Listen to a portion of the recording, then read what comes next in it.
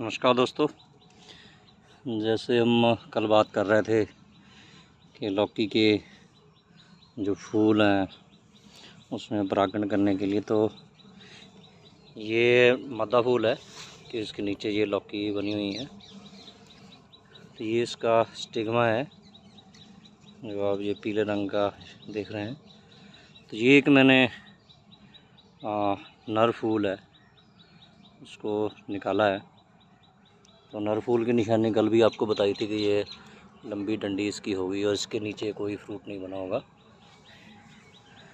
तो ये इसके जो ऊपर यहाँ पे परागकण है, फोकस नहीं हो पा रहा है, हाँ, तो इनको स्टिग्मा पे ऐसे टच कराएंगे, रब करेंगे।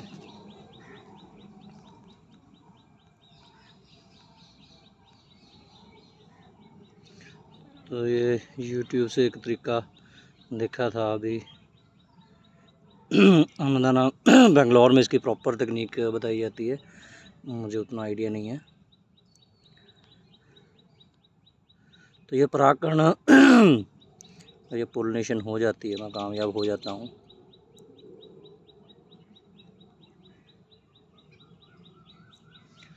तो ये लौकी बन जाएगी। तो इसको इसी में रख के छोड़ रहा हूँ क्योंकि मुझे इसकी ट्रेनिंग नहीं है, जानकारी नहीं है पूरी। फिर भी YouTube से देख के, किताबें पढ़ के थोड़ा बहुत पता चल जाता है। तो ऐसे जो परागण होता है, तो जो कीट होते हैं, चाहे मधुमक्खियाँ हों और बहुत सारे कीट होते हैं, तितलियाँ होती हैं, जो दूसरे कीटों के पतंगे होते हैं, तो ऐसे फूलों पे वो घूम के परागण करते हैं। अब यहाँ भी आप देखिए, ये एक फूल गिरा हुआ था, तो इसका जो काम था परागण करना था नर फूल का। तो यहाँ भी आप देखिए कि फूल मुरझा गया होगा। तो कई बार किसान घबरा जाते हैं कि ये फूल जो है मुरझाने शुरू हो गया, गिरने शुरू हो गया, हमारा नुकसान हो रहा है। तो वो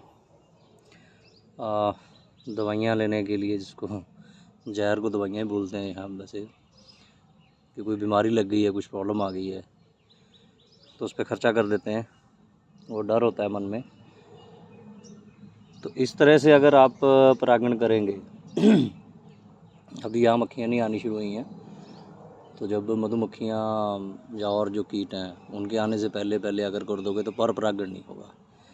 तो पर परागण क्या होता है कि अभी जैसे ये एक लौकी की किस्म है, ये यूनिवर्सिटी की वैरायटी है, शायद मुझे अब याद नहीं है, शायद अन्नदाना की है या यूनिवर्सिटी की है। तो उसमें जो है, अगर ऐसी ही कोई और किस्म का आसपास में फसल लगी होगी, पौधे लगे होंगे, तो कोई मधुमक्खी या और कीट जो है वो जैसे इस नर फूल पे बैठेगा, मान लो इस पौधे के इस नर फूल पे बैठ के इसका परागकण लेके गया है, और वो किसी दूसरी किस्म पे ये इसको पोलिनेटेड कर देगा, उसको वो परागकण उसके स्टिग्मा में, गर्भाशय में ले जाएगा, तो ब्रीड जो है वो मिक्स हो जाएगी, उसकी शुद्धता जो है वो ख़त्म हो जाएगी। तो बहुत से किसान बीज पैदा करते भी है, कई सारे बीज बैंक भी बने हुए हैं, लेकिन शुद्धता एक बहुत बड़ा मसला है। तो ये एक तकनीक है, विज्ञान भी है, कला भी है कि कैसे ये सब किया जाता है। तो इसको समझना जो है वो बहुत ज़रूरी है। अगर किसान को ये पता चल जाए तो वो अपने शुद्ध बीज जो है वो पैदा कर सकता है। तो PAGU की जो रिकमेंडेशन है बीज पैदा करने के लिए, उसमें तो ये कहा गया है कि आपको 2 जो किस्में हैं उसके बीच में 1 किलोमीटर का फासला होना चाहिए। तो वो कैसे रखा जाता है वो हमारी समझ से तो बाहर है। तो अन्नदाना बेंगलोर से जो हमें सिखाया गया है कि कैसे साथ साथ में रख के एक ही जगह पे पास पास के बेड में उनको कैसे पोलिनेशन करके हाथ से कैसे उसकी शुद्धता बरकरार रखी जा सके। देखने में ये आसान है, लेकिन जब तक पूरी जानकारी नहीं है तब तक कोई गारंटी भी नहीं होती है। और जो कई बार लगता है कि बीज चल रहे हैं, बन रहे हैं, तो उसमें क्या होता है कि शुद्धता तो रहती नहीं है। सेकंड, अगर किसी हाइब्रिड के साथ क्रॉसिंग हो जाती है तो धीरे धीरे वो 1-2 साल में नहीं पता चल सकता, हो सकता 3 साल, 4 साल, 5 साल में पता चले। तो धीरे धीरे उसकी जो है शुद्धता तो ख़राब होगी ही होगी।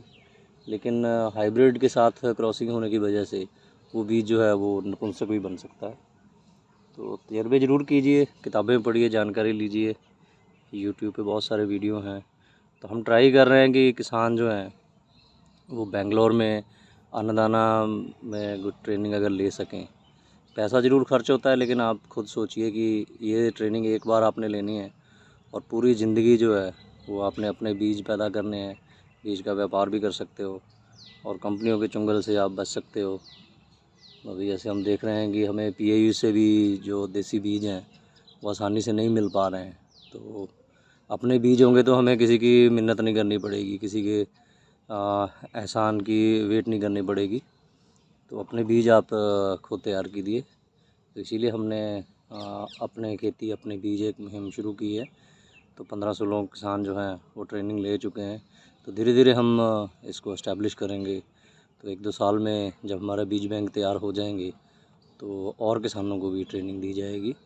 बाकी ट्रेनिंग के लिए आप अपने खेती बाड़ी, बागवानी और कृषि विज्ञान केंद्र में ज़िले में बात कर सकते हैं, PAU में बात कर सकते हैं।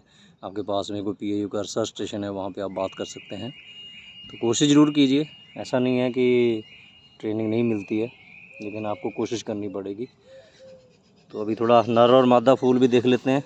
तो कल तो हमें 2-3 मादा फूल मिले थे, लेकिन यहाँ पे अब मैं देख रहा हूँ यहाँ एक और मादा फूल है। ये देखिए बन रहा है।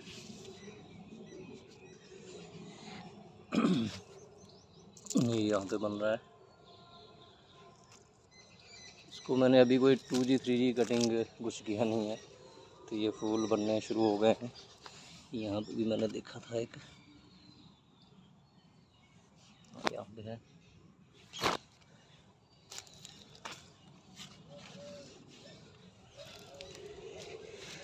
ये दूसरी बेल इसमें कुछ दिक्कत आगे लग रही है, ये बढ़ नहीं रही है। तो यहाँ पे भी ये बन रहा है। तो धीरे धीरे पैदावार शुरू हो रही है जी। तो सीखिए कैसे बीज अपने पैदा करने हैं, आत्मनिर्भर बनिए। हमसे जितना हो पाया हम सिखाने की कोशिश करेंगे। धन्यवाद।